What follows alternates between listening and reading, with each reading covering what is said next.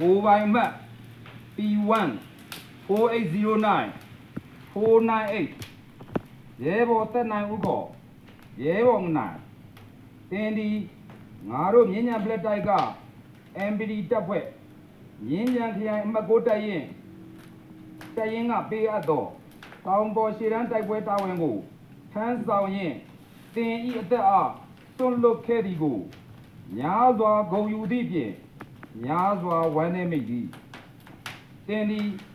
ငါတို့ MPD တပ်ဖွဲ့ကပေးအပ်သောတာဝန်ကိုကျေပွန်စွာထမ်းဆောင်ရင်မြင့်မြတ်စွာကြာဆုံးခဲ့သည့်အတွက်တစ်တာဝန်ကျေပွန်ခဲ့ကြောင်းငါတို့တပ်ရင်မှအတိမတ်ပြုသည်ပေးအပ်သောတာဝန်ကိုကျေပွန်ခဲ့သည့်အတွက်တစ်အား MPD တပ်ဖွဲ့မှငြိမ်းချမ်းစွာအနားယူခွင့်ပေးလိုက်သည်ထို့ကြောင့်တာဝန်ကျေပွန်စွာထမ်းဆောင်ခဲ့သောတစ်အားသွားလိုရာသွားခွင့်ပြုသည်မို့ယနေ့မှစ၍တင်းသည်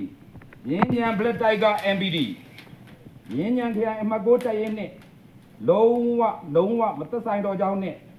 တင်သွားလိုရာကိုလွတ်လပ်စွာသွားနိုင်ကြောင်းအမိန့်ပြန်နှံထုတ်ပြန်လိုက်သည်ကိုစားဘိုးမိုက်ခဲတပ်ရင်းမှုမြင်းညံပလက်တိုက်က MPD မြင်းကြံခရိုင်အမှတ်6တပ်ရင်း